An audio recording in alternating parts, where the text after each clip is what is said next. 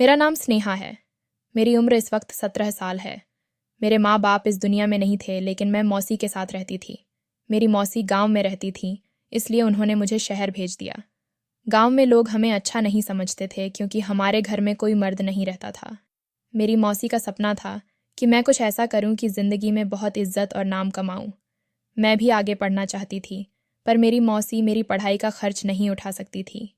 इसीलिए मैंने उन्हें कहा कि मैं अपना खर्च खुद उठाऊंगी, बस आप मुझे किसी तरह शहर भेज दें ताकि मैं अपनी ज़िंदगी में कुछ कर सकूं। मैं शहर आ गई और यहाँ के एक हॉस्टल में रहने लगी। शाम के वक्त मैं एक होटल में सब्ज़ी काटने का काम करती और दिन में यूनिवर्सिटी जाकर पढ़ाई करती थी। मैं जिस कमरे में रहती थी, फ़िलहाल मैं वहाँ अकेली ही रहती थी, पर एक दिन उस कमरे में मेरे साथ रहने के लिए एक और लड़की आ गई। उसका नाम माया था। उसके माँ बाप उसे छोड़ने आए तो उसने अपने माँ बाप को इस तरह थाम रखा था जैसे वो उन्हें जाने नहीं देना चाहती थी। वे उसे ऐसे पकड़ कर लाए थे जैसे कोई मरीज़ को पकड़ कर लाता है, लेकिन अगर वह बीमार थी तो फिर उसे हॉस्टल क्यों लेकर आए थे, उसे अस्पताल ले जाते। वे उससे इस तरह से बात कर रहे थे जैसे वह कोई 10 साल की बच्ची हो जो पहली बार स्कूल आई हो। उसे तसल्ली दे रहे थे कि हम हैं ना, कोई बात नहीं, तुम खुद ही तो पढ़ना चाहती थी, थोड़ी सी हिम्मत करनी होगी। अगर तुम सबके साथ अच्छे तरीके से पेश आओगी तो सब तुम्हारे साथ भी अच्छे तरीके से पेश आएंगे। उनकी ये बात मुझे कुछ अजीब लगी थी। उसके माँ बाप ने मेरी तरफ देखा और मुझसे मेरा नाम पूछा। फिर उन्होंने मुझसे कहा कि तुम इसकी रूममेट हो, तुम इसका ख्याल रखना। मैं एक अच्छी इंसान थी, मैंने आज तक किसी का बुरा नहीं चाहा था। मेरी मौसी ने मुझे हमेशा यही सिखाया था कि जो लोग दूसरों की मदद करते हैं, भगवान उनकी परेशानियों में कमी कर देता है। वो लड़की शायद कुछ बीमार थी। वो देखने में बहुत प्यारी थी, बहुत मासूम लगती थी। बिल्कुल ऐसी लड़की जिसके पास दुनिया की हर चीज़ थी, दौलत थी, लेकिन फिर भी वो खुश नहीं थी। पर उस लड़की ने बहुत ही अजीब हरकत की। उसने मुझे अजीब नज़रों से देखा और मुझे देखकर आंख मारी और फिर सिर झुका लिया। मुझे उसकी इस हरकत की समझ नहीं आई। वे लोग मेरी तरफ मुतवज्जे थे कि मैं क्या जवाब देती हूँ, इसलिए मैंने उन्हें कह दिया कि जी हाँ, मैं उसका ख्याल रखूंगी, इंसानियत के नाते मैं इतना तो कर ही सकती थी। जैसे कोई अपने बच्चे को पहली बार स्कूल छोड़ने आता है तो साथ बैठी किसी लड़की या लड़के को कह देता है कि इसका ख्याल रखना। इसका मतलब यह नहीं होता कि उसने उसका कोई बहुत ज़्यादा ख्याल करना होता है। मतलब कि बस किसी चीज़ की ज़रूरत होगी, कोई मदद चाहिए होगी तो मदद कर देना। और हम हॉस्टल में सब एक दूसरे की मदद कर देते थे, क्योंकि यहाँ गरीब अमीर हर तरह के स्टूडेंट थे। कभी मेरे पास कोई चीज़ नहीं होती तो मैं किसी और से मांग लेती थी। एक पैकेट सर्फ का लेते थे तो उससे बहुत सारे लोग कपड़े धो लेते थे। इस तरह के गुजारे तो करने पड़ते हैं हॉस्टल में। पढ़ने वाले सब तो अमीर नहीं होते। उस लड़की को उन लोगों ने कमरे में बिठा दिया और जाने से पहले मुझे बाहर आने का इशारा किया। मैं उनकी इस हरकत से बहुत हैरान हुई, क्योंकि कुछ देर पहले उनकी बेटी ने भी मुझे ऐसा ही इशारा किया था और अब ये लोग भी मुझे आंख मारकर बाहर आने का इशारा कर रहे थे। ये किस किस्म के लोग थे? वो लोग मुझे बाहर क्यों बुला रहे थे? ऐसी कौन सी बात थी जो अपनी बेटी के सामने मुझसे नहीं कर सकते थे? इसीलिए उन्होंने मुझे बाहर आने का इशारा किया। मैं उनका इशारा समझ गई और जब वे वहाँ से चले गए तो 2 मिनट बाद मैं भी बाहर निकल गई। मैं बाहर आई और कहा, क्या बात है? वो कहने लगे, बेटा, बात बहुत ज़रूरी है। इस दुनिया में सब लोग एक जैसे तो नहीं हैं। कुछ लोगों को दूसरों की मदद की ज़रूरत थोड़ी ज़्यादा होती है और अब हम लोग उसे यहाँ छोड़कर जा रहे हैं। हमें सच में नहीं पता था कि वह हॉस्टल में आकर पढ़ाई करेगी, लेकिन वह खुद पढ़ना चाहती है और हम उसकी बात नहीं टाल सकते, क्योंकि जब उसकी बात नहीं मानी जाती तो वह बहुत ज़्यादा चिड़चिड़ी हो जाती है। तो हम यह कहना चाहते हैं कि तुम माया का ख्याल रखना और इसके बदले हम तुम्हें पैसे दे देंगे। मैं हैरान हो गई कि ये किस किस्म के लोग हैं। अमीरों का यही मसला है कि वे समझते हैं कि हर चीज़ पैसे से खरीदी जा सकती है। मैंने कहा कि नहीं, इसकी कोई ज़रूरत नहीं है, मुझे पैसे नहीं चाहिए। उन लोगों ने मुझसे पूछा, बेटी, तुम बहुत अच्छी हो, तुम्हारे पापा क्या करते हैं? मैंने कहा, मेरे मम्मी पापा इस दुनिया में नहीं हैं, मुझे मेरी मौसी ने पाल पोस कर बड़ा किया। वह गांव में रहती हैं और मैं यहाँ पर काम करती हूँ और पढ़ाई करती हूँ। मैंने बस उनको इतना बताया। मुझे नहीं पता था कि उनके इरादे क्या हैं। वे मुझे धन्यवाद कहकर वहाँ से चले गए। मैंने फिर भी उनको कह दिया कि मैं आपकी बेटी का ख्याल करूँगी। लेकिन शाम तक मुझे यह पता चला कि वे मेरी यूनिवर्सिटी और हॉस्टल की अगले पूरे साल की फ़ीस देकर चले गए हैं। मेरे पास उनका कोई नंबर भी नहीं था कि मैं उनसे संपर्क करती, और उन्होंने ये बात माया से नहीं की, क्योंकि उसके माँ बाप ने कहा था कि ये बात हमारी बेटी को न बताना कि हमने तुम्हें पैसे देने की बात की है, वरना हमारी बेटी बहुत नाराज़ हो जाएगी, वह बहुत ज़िद्दी है। अब मुझ पर यह जिम्मेदारी भी थी कि मैं उनकी बेटी का बहुत ख्याल रखती, क्योंकि यह एक तरह से मेरी नौकरी बन गई थी, जिसकी पगार मुझे एडवांस में ही दे दी गई थी। पर माया से बात करना भी एक मुश्किल काम से कम नहीं था। वह हर वक्त डरी सहमी रहती थी, किसी से नज़र भी नहीं मिलाती थी, बस नीचे ही देखती रहती थी। मैं उससे बात करने की कोशिश करती तो वह मुझसे भी डर जाती थी, पर अगर वह इसी तरह पेश आती रहती तो यूनिवर्सिटी में तो उसका मजाक बन जाना था। मैंने किसी तरह उससे बात करने की कोशिश की और वह कुछ सामान्य हुई। अब वह मुझसे किसी हद तक मानूस हो गई थी। मैं उसका ख्याल रखती थी, उससे बात करने की कोशिश करती थी। अब वह भी मुझसे बातें किया करती थी। इसका मतलब कि यह लड़की बहुत ज़्यादा बीमार हो चुकी थी और इसके अंदर बिल्कुल भी आत्मविश्वास नहीं था। ऐसे में तो इसे वाकई मेरी ज़रूरत थी, इसलिए उसके माँ बाप ने इतने सारे पैसे दे दिए थे, क्योंकि उनको पता था कि इससे तो कोई दोस्त भी नहीं बनाया जाएगा, और यूनिवर्सिटी में दोस्त बहुत ज़्यादा ज़रूरी होते हैं। दोस्तों के बगैर यह वक्त नहीं गुजरता। फिर यहाँ पर रहने का भी रिवाज था। जब मुझे इतने पैसे दे दिए गए थे तो मैं यह काम क्यों न करती। मैंने सब्ज़ी काटने का काम छोड़ दिया, क्योंकि अगले 1 साल तक मुझे फ़ीस का कोई मसला नहीं था। खाना बिना भी हॉस्टल से हो जाता था, रहना सहना भी। और रही बात जेब खर्च की, तो थोड़े बहुत पैसे तो मेरे पास थे, और इतना तो मुझे मेरी मौसी भी भेज देती थी, लेकिन वह मेरी फ़ीस और हॉस्टल का खर्च नहीं दे सकती थी। वह भी क्या करती। मेरे लिए उन्होंने किसी से शादी नहीं की। मेरे माँ बाप मुझे उनके हवाले करके चले गए। उनका एहसान तो मैं वैसे ही नहीं भूल सकती थी। मेरा माया से थोड़ी बहुत दोस्ती हो गई थी। जब उसने मुझसे कुछ बातें करनी शुरू की तो मैंने उससे पूछा कि तुमने मुझे देखकर आंख क्यों मारी थी? क्या तुम मुझे कुछ बताना चाहती थी? तो उसने कहा कि नहीं, मैं तुम्हें चेक कर रही थी। मुझे लोगों को चेक करने की आदत है, क्योंकि अक्सर लोग मुझे धोखा देकर मुझे छोड़ के चले जाते हैं। मैं तुम्हारा रद्द अमल देखना चाहती थी। और तुम्हें तो पता है हॉस्टल की लड़कियां कैसी होती हैं, उनका तो कोई किरदार भी नहीं होता। इसकी यह बात सुनकर मुझे थोड़ा गुस्सा आया, क्योंकि मैं भी काफ़ी अरसे से हॉस्टल में रही थी। लेकिन फिर मैंने सोचा कि यह मानसिक तौर पर सामान्य नहीं है, इसलिए इसकी ऐसी बातों पर गुस्सा नहीं होना चाहिए। उसे क्या पता हॉस्टल की लड़कियों के बारे में। हॉस्टल की लड़कियां बेचारी मजबूर होती हैं, अपने घर से दूर आकर पढ़ाई करती हैं, क्योंकि उनके आसपास अच्छे स्कूल, कॉलेज या यूनिवर्सिटी नहीं होती। इसका मतलब यह तो नहीं कि वे बुरी लड़कियां होती हैं। यूं तो माया मुझसे भी बहुत सोच समझकर बात करती, पर एक दिन उसकी एक हरकत देखकर मैं हैरान रह गई। एक दिन यूनिवर्सिटी में एक लड़की ने मेरे बालों का मजाक बनाया। मैंने उसे नज़रअंदाज कर दिया, क्योंकि मुझे किसी से झगड़ा नहीं करना था। पर माया रुककर उस लड़की को घूरने लगी। वह उसे ऐसे घूर रही थी जैसे उसे खा जाएगी। मैंने माया का हाथ पकड़ा और उसे कहा, चलो यहाँ से। तो वह जाते जाते भी उस लड़की को घूर रही थी। आज मैंने माया का दूसरा रूप देखा था। कहाँ तो वह मुझे देखती भी नहीं थी, बात करते हुए भी नज़रें नहीं मिला पाती थीं। उसका आई कांटेक्ट खराब था। और कहाँ वह उस लड़की को ऐसे घूर रही थी कि जैसे उसे खा जाएगी। यह क्या बात थी। हैरान मैं तब हुई जब 2 दिन बाद वह लड़की यूनिवर्सिटी आई। उसके माथे पर एक ज़ख्म का निशान था। बहुत गहरा ज़ख्म था, जैसे किसी ने उसे किसी भारी चीज़ से मुंह पर मारा हो। मैंने उसे दूर से देखा तो वह मेरी तरफ नहीं देख रही थी, और माया की तरफ ऐसे देख रही थी जैसे उससे डर रही हो। मैं मौका देखकर उस लड़की के पास गई और पूछा कि तुम्हारे साथ क्या हुआ है? तो वह ऐसे डर गई जैसे मैंने उसे मारने की बात कर दी हो। वह वहाँ से बाहर चली गई। मैं हैरान थी कि यह मुझसे क्यों डर रही थी, जबकि कल तक तो यह सबके सामने मेरा मजाक बना रही थी, और आज मुझसे डर रही थी, जबकि मैंने तो कुछ किया भी नहीं था। मैं और माया साथ खुश थे। हम ढेर सारी बातें करते और दिन भर साथ रहते। ये सिलसिला यूं ही चलने लगा। मेरी और उसकी दोस्ती बहुत गहरी हो गई। उसके माँ बाप भी जब उससे मिलने आते तो बहुत खुश और मुतमिन लगते थे, और जाते हुए मेरे पर्स में हज़ारों रुपये डाल जाते थे। इसके अलावा मेरे लिए बहुत से तोहफे भी लाते थे, कपड़े, जूते। उन्होंने मुझे किसी चीज़ की कमी नहीं होने दी। माया के अपने पास भी तो पैसों की कमी नहीं होती थी। उसके पास इतने पैसे होते थे कि मैं हैरान हो जाती थी। जब उसका दिल करता वह कोई ना कोई चीज़ ऑर्डर करती और मेरे बगैर नहीं खाती थी। जब तक मैं कमरे में नहीं आती थी वह खाना भी नहीं खाती थी। हम लोग आजकल बहुत मज़े कर रहे थे। उसके माँ बाप मेरे लिए भी वही चीज़ लेकर आते जो उसके लिए लेकर आते थे।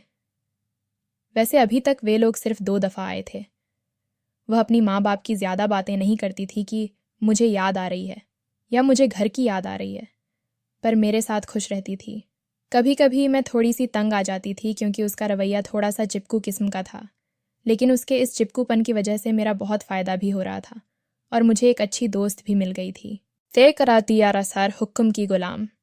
समय बीतते बीतते मुझे विश्वविद्यालय में रोनित नाम का एक लड़का पसंद आ गया और उसने भी मुझे पसंद किया। धीरे धीरे हम दोस्त बन गए क्योंकि हमारे विचार भी मिलते थे और हालात भी। उसकी भी फैमिली नहीं थी और वह भी अपनी पढ़ाई का खर्च खुद उठा रहा था। हम दोनों ने कमिटमेंट कर लिया और तय कर लिया कि हम एक दूसरे से शादी करेंगे। वह बहुत अच्छा इंसान था। उसने कहा, मेरी फैमिली तो है नहीं और अब मुझे लंबी चौड़ी फैमिली का झंझट भी नहीं पालना। मुझे भी तुम्हारी तरह की लड़की ही चाहिए थी। बस हम 2 लोग हों, मिलकर कमाएं, मिलकर खाएं, घर बनाएं और हमें कोई पूछने वाला ना हो। लेकिन ऐसी लड़की मिलना भी आसान नहीं है और तुम तो मेरी दोस्त भी हो और मुझे अच्छी भी लगती हो, इसलिए हम दोनों ही एक दूसरे के लिए बिल्कुल परफेक्ट रहेंगे। मुझे भी किसी लंबे चौड़े खानदान की बहू बन के कोई अवार्ड नहीं लेना था, पर मैंने नोट किया कि माया इस बात से खुश नहीं थी, जैसे वह किसी के साथ भी मुझे बांटना नहीं चाहती हो। यह एक प्राकृतिक प्रतिक्रिया थी क्योंकि मैं उसकी पहली और अच्छी दोस्त थी, पर मुझे उसकी हरकतें बहुत मशकूक, संदेहास्पद लगती थीं। वह कभी तैयार नहीं होती थी।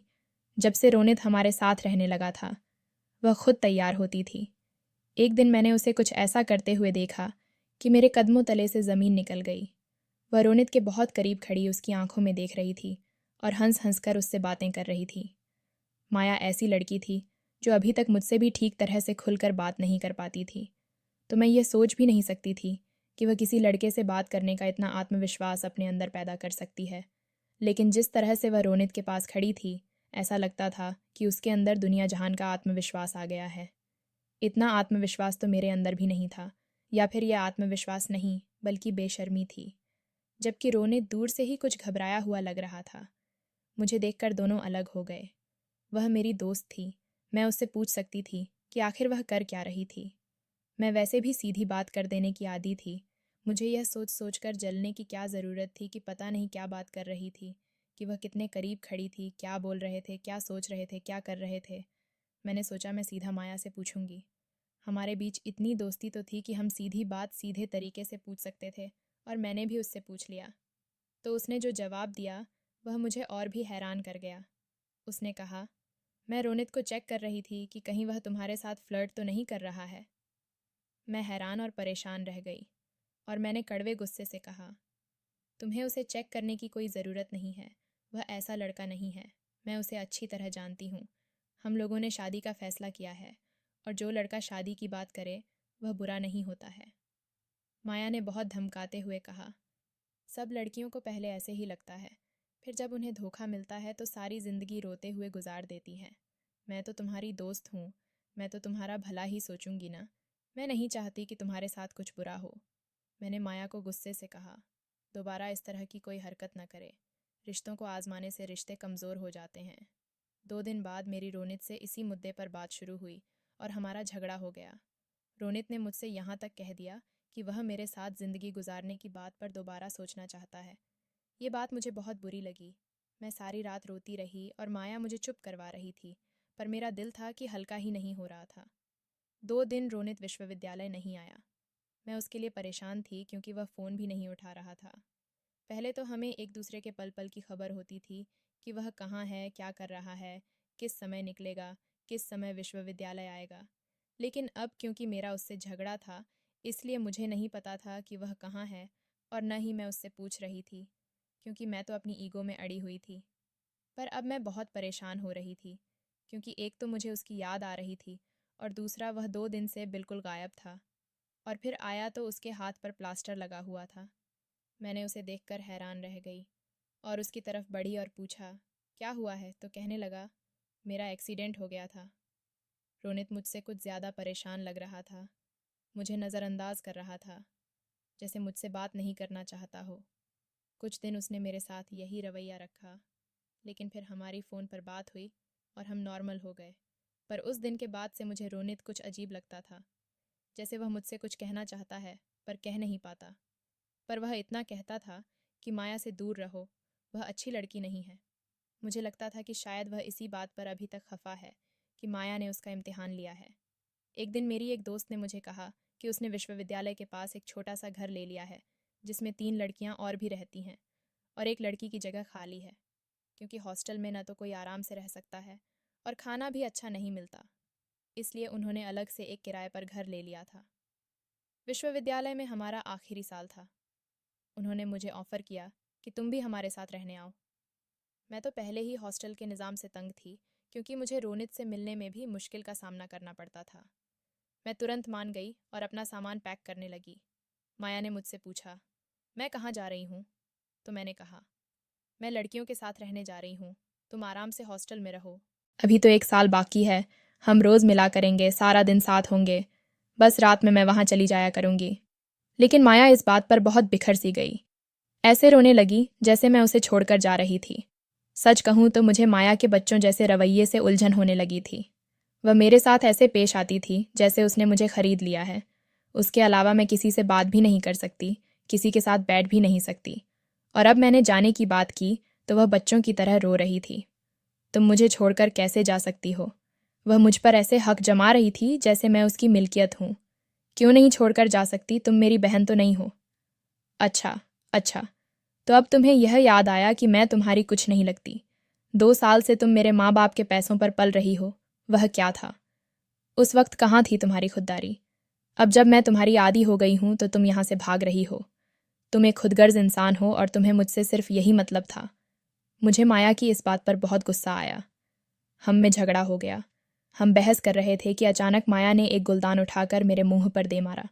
मेरा मुंह जख्मी हो गया और मुझे तुरंत अस्पताल ले जाया गया। रोनित भी वहां आ गया। मैं 2 दिन अस्पताल में रही। माया तीसरे दिन वहां आई। उसकी हालत बहुत बुरी थी। छोटे बच्चों की तरह रो रही थी और मेरे कदमों में गिरकर मुझसे माफ़ी मांगने लगी कि यह मैंने जानबूझकर नहीं किया, मुझसे गलती हो गई, मुझे माफ़ कर दो। उसके माँ बाप ने मुझे एक दिन कहा था कि उसको एंगर इशू है। गुस्सा हर दूसरे बंदे को है, इसका मतलब यह तो नहीं है कि वह मुझे इस तरह से नुकसान पहुंचाएगी। और अब तो रोनित भी मुझे कभी उसके साथ नहीं रहने देगा। क्यों रहने देता? वह मुझे उसके साथ, मैं उसकी होने वाली पत्नी थी। उसे अभी से ही मेरी बहुत फिक्र थी। मैंने उसे माफ़ कर दिया। फिर ये कहा कि आज के बाद हम कभी नहीं मिलेंगे। आज से हम दोनों के रास्ते अलग हैं और मैं तुम्हें सिर्फ भगवान के लिए माफ़ कर रही हूँ। हमारे पेपर हो गए। हम लोग उसके बाद कभी नहीं मिले। मैंने रोनित से शादी कर ली। रोनित अपनी नौकरी पर जाता था और मैं भी। हम दोनों मिलकर इस घर की किस्तें पूरी कर रहे थे। हमने कुछ सामान भी लिया था और उसके बाद हमने गाड़ी भी ले ली थी। हमारी ज़िंदगी का प्लान बिल्कुल सीधा था कि मिलजुल कर अपना सब कुछ बना लेंगे और उसके बाद आराम से अपनी ज़िंदगी गुजारेंगे। 4 साल गुजर गए। हमने इन 4 सालों में अपना घर भी बना लिया और गाड़ी भी। यहाँ तक कि हमारी नौकरियाँ भी अच्छी जगह लग गई थीं। मैं रोनित के साथ बहुत खुश थी। मेरा फैसला बिल्कुल ठीक था। वह बहुत अच्छा इंसान था और एक अच्छा पति बनने के काबिल था, और उसने बखूबी साबित किया कि वह एक अच्छा पति था। मेरा काम ऐसा था कि हफ्ते में 3 दिन ही मत रोक रहती थी, तो फिर बाकी दिन मैं घर को संभालती थी और घर के काम करती थी, और 3 दिन का खाना भी न कपड़े से एक साथ करके फिर मैं अपने काम पर चली जाती थी। मुझे अपनी ज़िंदगी से बहुत प्यार था, अपने पति से बहुत प्रेम था, और सब कुछ बिल्कुल ठीक था। एक दिन मेरे घर के दरवाजे पर दस्तक हुई। रोनित ऑफिस जा चुका था, जबकि आज मेरी छुट्टी थी। मुझे मेरी तबीयत कुछ ठीक नहीं लग रही थी। मैंने दरवाज़ा खोला तो उसे सामने खड़ा देखकर हैरान रह गई। वह माया थी। उसकी हालत बहुत बुरी थी। उसने पुराने से कपड़े पहन रखे थे, चेहरे पर कुछ खरोंचों के निशान थे और बाल बिखरे हुए थे। ऐसा लग नहीं रहा था कि यह वही पहले वाली माया है। वह बुरी तरह रो रही थी। रोते रोते वह मेरे कदमों में गिर गई, कहने लगी कि मेरा बहुत बुरा हाल है। मैंने 4 दिन से कुछ खाया भी नहीं है। भगवान के लिए मेरी मदद करो। कभी हम एक दूसरे के अच्छे दोस्त थे। तुम्हें इस दोस्ती और अच्छे दिनों का वास्ता है, मेरी मदद करो। सच कहूँ तो मुझे उसकी हालत पर बहुत तरस आ रहा था। उसने मेरे साथ जो कुछ भी किया हो, लेकिन मैं उसके जैसी नहीं थी। मेरे बाप ने मुझे लोगों की मदद करना सिखाया था। मैंने उससे कहा कि मैं तुम्हारी मदद करूँगी, तुम परेशान ना हो। रोनित आ जाए तो उससे भी बात करूंगी और हम दोनों देखेंगे कि हम तुम्हारे लिए क्या कर सकते हैं। रोनित ने मुझे कॉल की थी कि वह ऑफिस के काम से शहर से बाहर जा रहा है और रात में नहीं आएगा। मैंने उसे माया के बारे में नहीं बताया, क्योंकि अगर मैं रोनित को फ़ोन पर माया के बारे में बताती तो उसका नाम सुनकर ही वह गुस्से में आ जाता कि इस औरत को तुमने घर में ही क्यों दाखिल होने दिया। लेकिन जब वह उसकी हालत देखता तो उसका दिल भी पिघल जाता। हम सब कभी बहुत अच्छे दोस्त थे। इतने सालों बाद अगर अपना कोई दुश्मन भी नज़र आए तो इंसान उससे भी हेलो हाय करने चला ही जाता है। और हम सबको एक ही बैठक में और फिर माया के साथ मेरी सिर्फ एक ही बुरी याद थी। बाकी सारी यादें बहुत अच्छी थीं। उसने कभी अपनी कोई चीज़ मुझसे नहीं छुपाई थी। मेरी शॉपिंग भी करती थी, मेरे खाने पीने का ख्याल भी रखती थी। उसने पैसों के मामले में तो कभी भी ऐसे नहीं किया कि जैसे मुझसे छुपाए हों या मुझ पर कर्ज माफिया हो। एक तरफ से देखा जाए तो उसके मुंह पर ज़्यादा एहसान थे और मेरे कम। और अगर ऐसे कोई मेरे दरवाजे पर आकर खाना मांगता और कहता कि मैं 4 दिन से भूखा हूँ, तो मैं उसे भी खाना खिला देती। तो तारन हुक्म की गुलाम रोहित की यही आदत मुझे पसंद थी। वह दिल का बहुत अच्छा इंसान था। वह मेरी तरह ही मददगार और सभी की सहायता करना पसंद करता था। इसीलिए मैंने सोचा कि जब वह घर आ जाएगा तो मैं भी उसे माया के बारे में बता दूंगी। मैंने माया को खाना खिलाया और अपने कपड़े दिए। मैंने उससे पूछा कि आखिर उसके साथ हुआ क्या है, लेकिन उसने कहा कि वह आराम करना चाहती है। मैंने उसे अपने कमरे में भेज दिया और पूछा, तुम्हें किसी चीज़ की ज़रूरत तो नहीं है? उसने कहा, मुझे तुमसे एक बात बतानी है। मैंने कहा, माया बताओ क्या बात है, मैं तुम्हारी बात सुन रही हूँ। उसने कहा, अगर मैंने तुम्हें यह बात बताई तो तुम्हारा हंसता खेलता घर बर्बाद हो जाएगा, लेकिन अगर नहीं बताई तो तुम्हारी ज़िंदगी बर्बाद हो जाएगी। मैंने उससे कहा, ऐसी कौन सी बात है जो मुझे जाननी चाहिए? सच सच बताओ क्या कहना चाहती हो। मैंने तुम्हें कई सालों से देखा भी नहीं, फिर तुम कैसी बातें कर रही हो? उसने कहा, यह बात तुम्हारे पति रोनित के बारे में है। वह अच्छा इंसान नहीं है, उसका किरदार गलत है। मुझे उसकी बात पर तुरंत गुस्सा आ गया। मैंने कहा, मैं अपने पति के खिलाफ एक शब्द भी बर्दाश्त नहीं करूंगी। तुम मेरे पति पर इल्ज़ाम लगा रही हो। उसने कहा, मैं तुम्हारे पति पर इल्ज़ाम नहीं लगा रही। तुम्हें याद है, मैंने कॉलेज में उसे चेक करने की कोशिश की थी। वह एक बेहद दिलफेंक किस्म का इंसान है। उसका मेरे साथ चक्कर चल रहा है और मैं उसके बच्चे की माँ बनने वाली हूँ।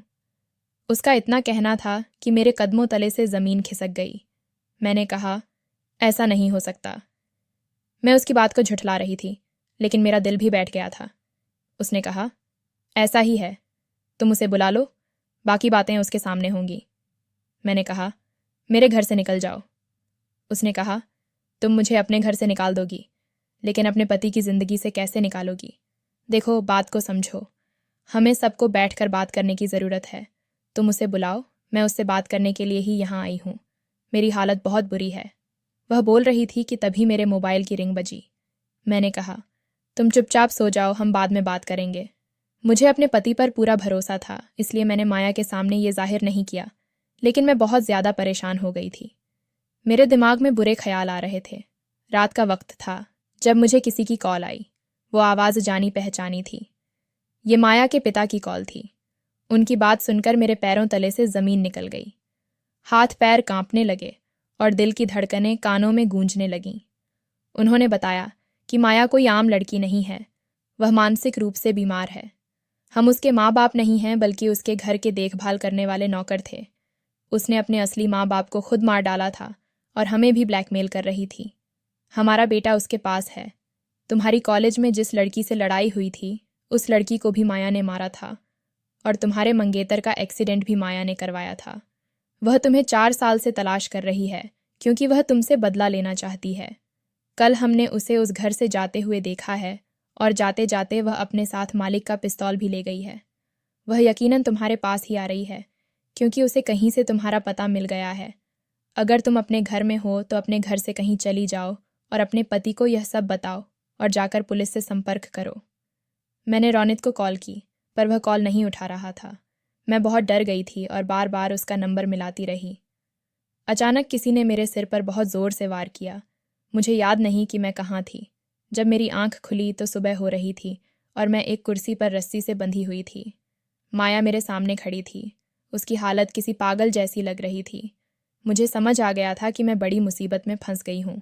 मुझे दरवाज़ा नहीं खोलना चाहिए था और उसे अंदर नहीं बुलाना चाहिए था। काश जानने वालों ने मुझे पहले ही बता दिया होता कि यह मासूम नज़र आने वाली लड़की एक क्रिमिनल थी। और रौनित ने यह कहा था कि वह रात को घर भी नहीं आएगा, यानी मुझे बचाने वाला कोई भी नहीं था। उसने अपने सारे गुनाह कबूल कर लिए। उसने कहा, हाँ, मैंने यह सब किया था। याद है उस लड़की ने तुम्हारे साथ क्या किया था, इसलिए मैंने बदला लेने के लिए यह सब किया। रौनित को भी इसलिए चेक कर रही थी कि कल को तुम्हारे साथ कुछ बुरा ना हो। जो भी हमारी दोस्ती के रास्ते में आता, मैं उसे ऐसा ही सबक सिखाती। लेकिन तुमने ही क्या किया? जब मुझे तुम्हारे साथ रहने की आदत हो गई तो तुमने मुझे छोड़कर जाने का प्लान बना लिया, वह भी थोड़े से पैसे बचाने के लिए। अगर तुम्हें पैसे चाहिए थे तो मुझसे कहती, मैं कुछ भी करती। तुम मुझे बुरा समझती हो ना कि मैं अच्छी लड़की नहीं हूँ, लेकिन मैंने वह सब तुम्हारे लिए किया था और तुमने मुझे धोखा दिया। मैंने तुम्हें अपनी बहन समझा और तुमने बदले में मेरे साथ क्या किया? तुम मुझे छोड़कर उस लड़के के साथ चली गई, अपनी ज़िंदगी बसा ली, यह भी नहीं सोचा कि मेरा क्या होगा। मैं बहुत डरी हुई थी। वह एक खूनी थी और वह मेरे साथ कुछ भी कर सकती थी। रौनित घर से बाहर था और मैं कुछ कर भी नहीं सकती थी। माया ने मुझे कहा, मैं तुम्हें अपनी अच्छी दोस्त समझती थी, पर तुम मेरी दोस्ती के काबिल नहीं हो। उसने पिस्तौल मेरी तरफ तान दी और मैंने प्रार्थना करनी शुरू की कि भगवान मुझे बचा ले। करीब था कि वह गोली चला देती कि तभी मोबाइल बजा। उसने मोबाइल को स्पीकर पर किया तो दूसरी तरफ मेरी डॉक्टर थी। उसके पास मैं 3 दिन पहले चेकअप के लिए गई थी। वह मुझे खुशी से यह बता रही थी कि मैं उम्मीद से हूँ। लेकिन मैंने जब कोई जवाब नहीं दिया तो उसने कॉल बंद कर दी। शायद आवाज़ नहीं आ रही थी। मैं फूट फूट कर रोने लगी। मुझे इतनी बड़ी खुशी मिली थी, पर शायद मेरी ज़िंदगी जाने वाली थी, क्योंकि हमारी शादी हुए 4 साल हो गए थे, लेकिन अभी तक हमारे यहाँ संतान नहीं थी। हम दोनों ही इस बात को लेकर बहुत परेशान थे और थोड़ा बहुत इलाज भी करवा रहे थे। रौनित बार बार कहता था कि सब कुछ ठीक हो जाएगा। मुझे तसल्ली देता था और मैं बहुत परेशान रहती थी। पर अब भगवान ने हमारी सुन ली थी। करीब था कि वह गोली चला देती कि तभी रौनित आ गया। उसने माया का हाथ झटक दिया। रौनित को चोट लग गई, लेकिन उसने उसे रोक लिया। कुछ देर में वहाँ पुलिस भी आ गई और माया को उन्होंने पकड़ लिया। पुलिस ने बताया कि यह एक खतरनाक मुजरिम है, जिसके नाम से हमारे पास पहले भी बहुत सी रिपोर्ट दर्ज हुई हैं। उसका नाम माया नहीं है और उसकी असली कहानी कोई नहीं जानता कि वह कहाँ से आई है। जिस बंगले में वह रहती थी, उस बंगले के मालिकों को भी उसने मारा था। पुलिस माया को वहाँ से ले जाने लगी तो वह छोटे बच्चों की तरह रो रही थी और रोते रोते उसने मेरी तरफ हाथ बढ़ाया और कहा, सनेहा, प्लीज़ मुझे बचा लो। क्या मैं तुम्हारी अच्छी दोस्त नहीं थी? मैंने उसकी आंखों में देखा और कहा, तुम कभी भी किसी की अच्छी दोस्त नहीं हो सकती। माया को यह सुनकर जैसे इतना सदमा लगा कि वह बिल्कुल चुप हो गई। पुलिस वाले उसे वहाँ से ले गए और उसने कोई विरोध नहीं किया। मैंने भगवान का शुक्र अदा किया और उस वाक़ये को भूलने की कोशिश की। वह कौन थी? उसके माता पिता कौन थे? वह क्यों उस मुकाम पर पहुंची कि एक मुजरिम बन गई? क्या उसे कोई मानसिक बीमारी थी? इन सब सवालों के जवाब हमें नहीं मिले। शुक्र इस बात का था कि मेरी जान बच गई। दोस्तों, वीडियो कैसा लगा कमेंट करके ज़रूर बताएं। वीडियो को लाइक और चैनल को सब्सक्राइब ज़रूर करें